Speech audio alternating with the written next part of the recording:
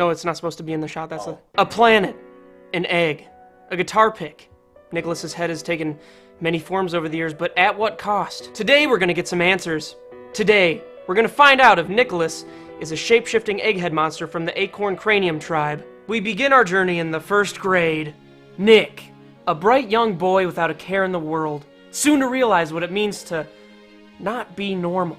What is this giant floating acorn, some would say?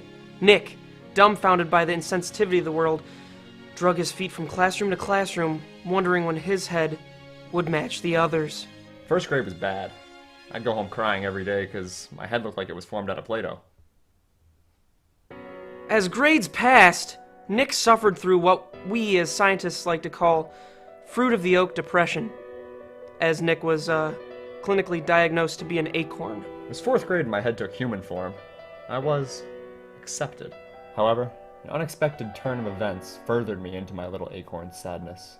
With Nick's treatment for acornism effectively ridding his body of his oddly shaped baby skull, there was one other issue that arose, a symptom that drove Nick further away from society.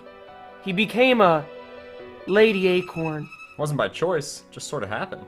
And why did you not cut your hair? Because it wasn't hair. It was a mixture of bone marrow and smooth oval nut protein. Yes, acorn locks, yeah, I've heard of that. My hair broke any scissors that tried to tame it. It was in the 7th grade that Nick's head began to take form of a large circumcised penis. The tip of the penis being the shape of the hair around his skull.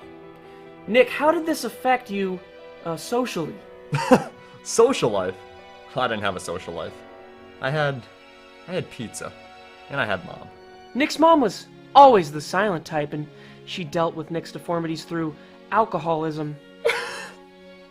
Eventually, Nick was taken from her, not by the state, but by a squirrel.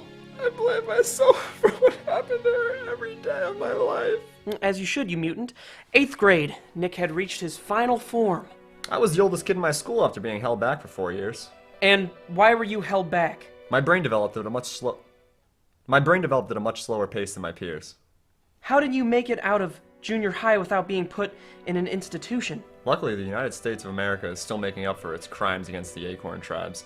I was not only allowed to pass through the system, but I also receive a check for $500 each month that goes directly to my body butter fund.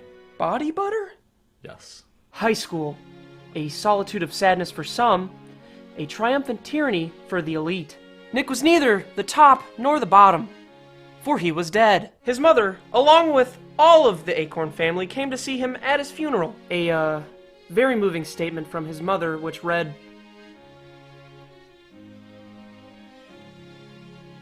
and a long, inaudible cry could be heard from the audience. It's because she's an acorn. That was the joke. I'm actually still alive. Shh! It's about the story, not the reality. I'm healthy. I think it's more important for people to know that this disease can be dealt with than to worry about dying all the time.